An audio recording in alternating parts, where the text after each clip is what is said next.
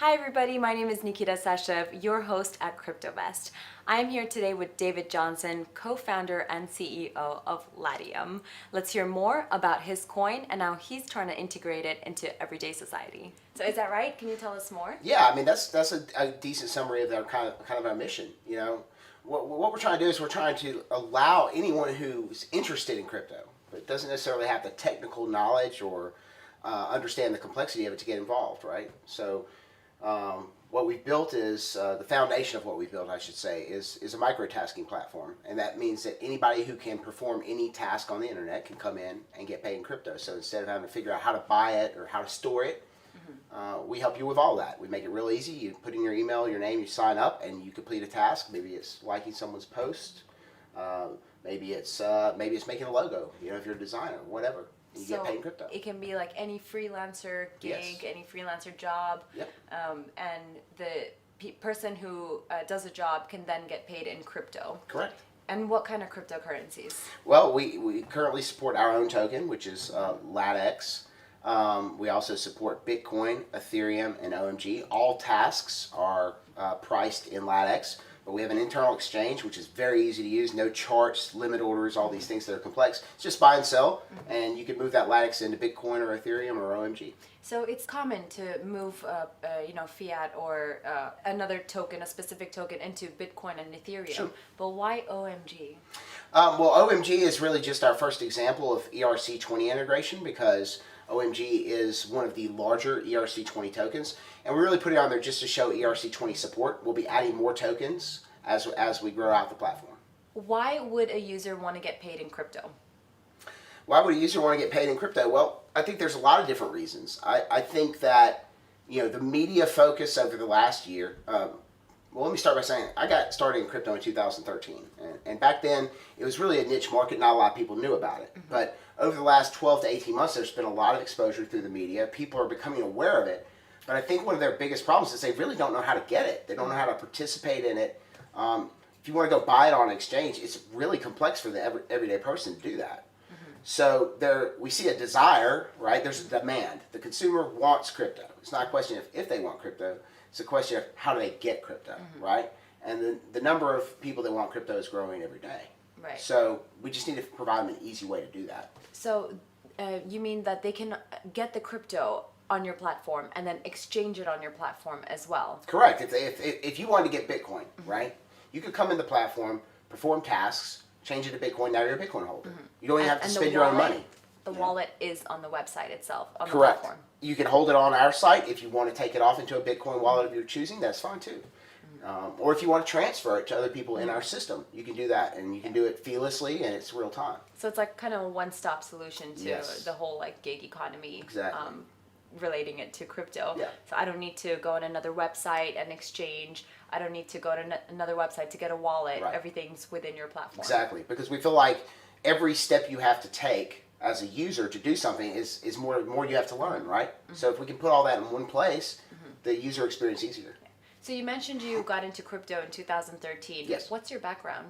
Well, my background, I've got about 25 years of tech experience, and I've got over 10 years in the financial markets. So my background as a businessman is Forex. So financial markets is something I understand, and that's why I got into crypto, because it's like this evolving financial market. It's the new financial market, and I've always been interested in technology and financial markets, and crypto is both.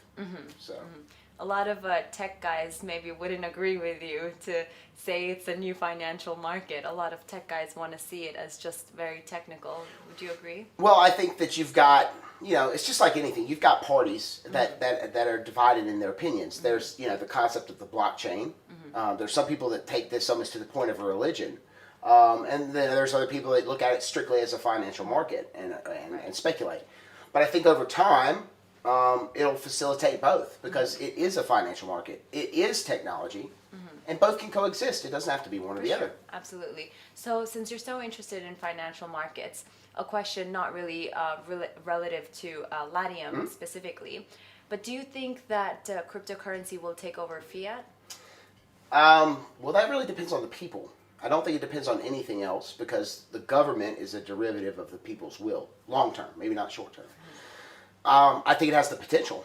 And I think that people see that potential. It really depends on the crypto industry as a whole getting out there and doing things to show the world that it has value, right? Right now, there's there's a lot of innovation, but there's also a lot of scams. There's a lot of people losing money, and we need to have good technology. We need to have good products. We need to be easy to use, and I think as that happens, sure, crypto has the potential to take over fiat. Completely. Sure, it does. Really? Wasn't that long ago, fiat didn't exist. Monetary systems have changed through the course of history, so it's inevitable that it will change. It's a matter of what it will be changed to and when it will change, right? So that might be 100 years from now, but Yeah. I couldn't give you a prediction, nor would I. It's always just nice to hear about everybody's point of views on this, because everybody thinks differently and has their own opinion. So going back to Latium, how will you guys get users on your platform? Well, we have an integrated referral system, so not only do we have all these features and you can immediately get crypto, but you don't even have to complete a task. You can come on the platform, put in your email address, register. You can verify your account. We have a biometric scan that verifies you're human. It's called Proof of Human. And the second you're done with that, you get credited crypto. And you also get credited with crypto for every person you refer that does it too. So I've heard of proof of stake. We've all heard of proof of work, but can you tell us a little more about proof of human? Sure. Proof of Human is a foundation block that our blockchain will be based on, okay? We're building our own blockchain. It's not something that's going to be done overnight. It's a process because we want to make sure it's done correctly.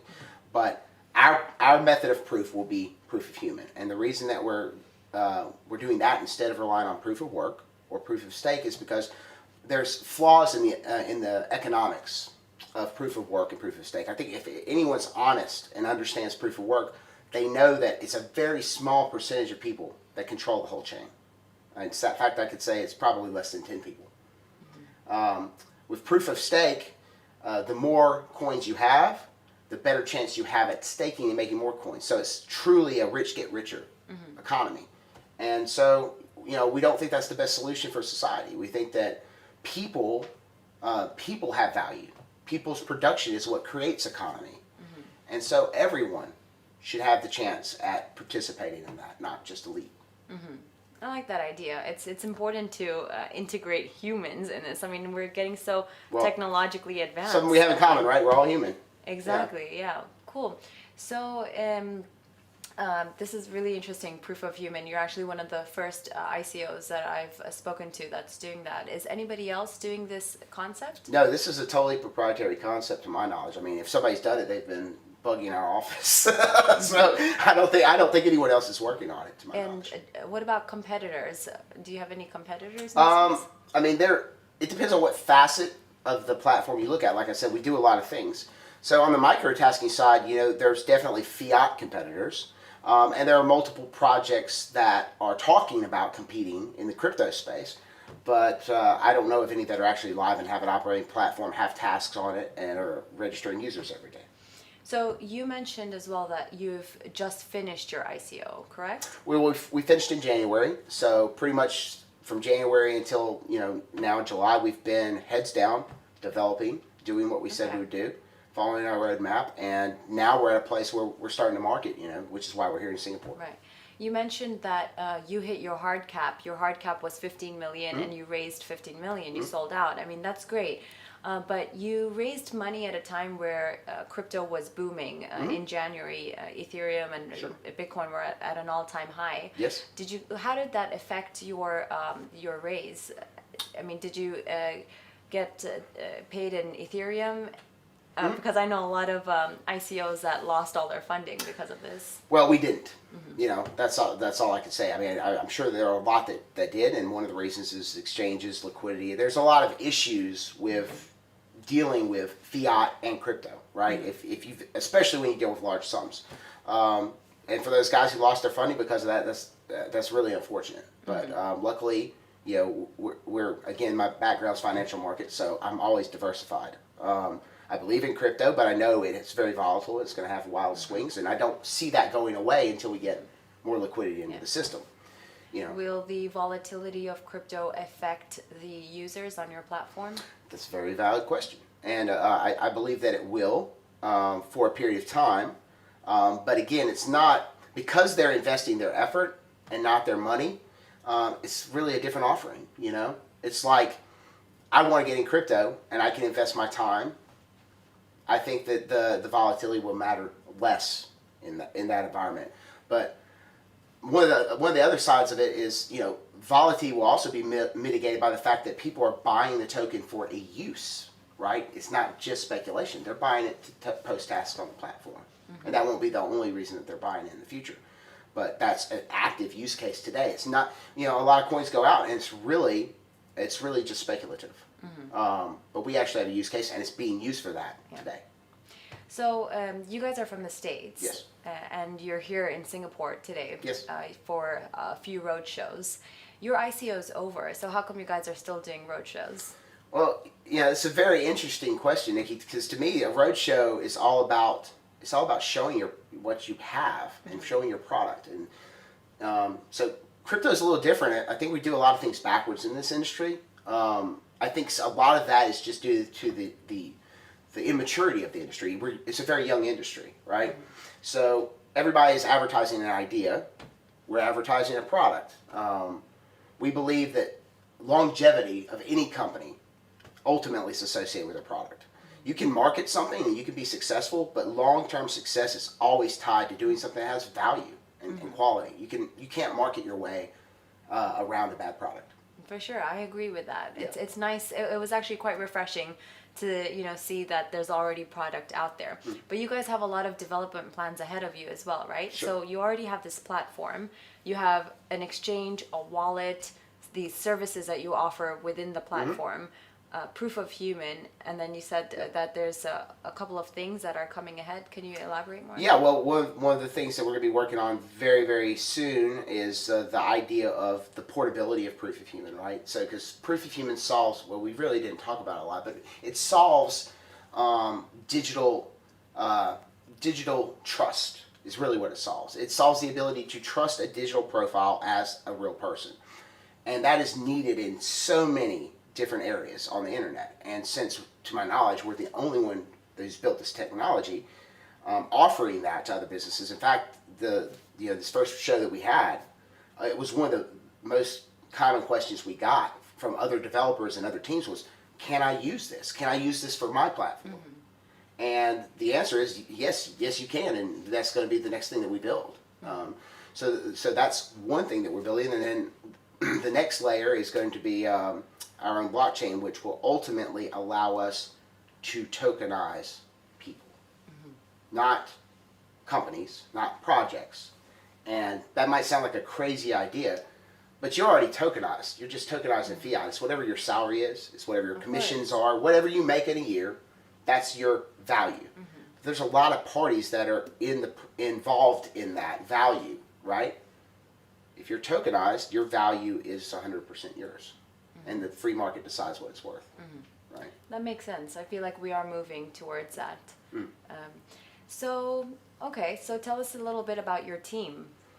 Well, we were a relatively small team. I don't have 100 developers, nor do I think I'll ever have 100 developers. I don't necessarily think I need 100 developers. How many developers do you have? We have about 7 full-time developers at this point in the project. All based in the States or No, globally? we have staff all over. I'm an old school web business guy, so I've had remote employees working for me for over the last decade, and I find that it's better for me to find talent wherever that talent is, instead of saying, oh, that talent has to be here. So I'm very comfortable with that fact. We have developers in Russia, we have developers in the US, we have people in South America, we have people in Canada, Where did you see the most support for your ICO? Well, we got a lot of support from the U.S. Obviously, being from the U.S., but we also got a good bit of support from Europe. Probably our smallest footprint is probably Asia, and that's one of the reasons that we're here. We're trying to get the name out. Do you think that if you were doing an ICO now, you would have been able to reach your hard cap? It's a really difficult question to answer. And the reason it's difficult is the market is just saturated more and more every day, and it's not by a little bit. It's orders of magnitude. So over the last 6 months, I haven't really tracked the ICO market intently, but I imagine it's probably about 1,000 times more difficult than it was based on what we saw. Yeah, so I would say it would be harder. And anybody who's looking to get into space, just know that you're up against you're swimming upstream. It's difficult. It's a lot harder than it seems. Sometimes you're just at the right place at the right time. I think a lot of life is like that. Great. So thank you so much for sharing about your project. Is there anything else you want to add on? No, just thanks for having me. It's been great talking with you. So your platform is global. So if someone wants to get involved, how can they find out more? All they gotta do is go to latium.org. Awesome. Thank you so much. Yep. So for you guys that want to know more, check out latium.org.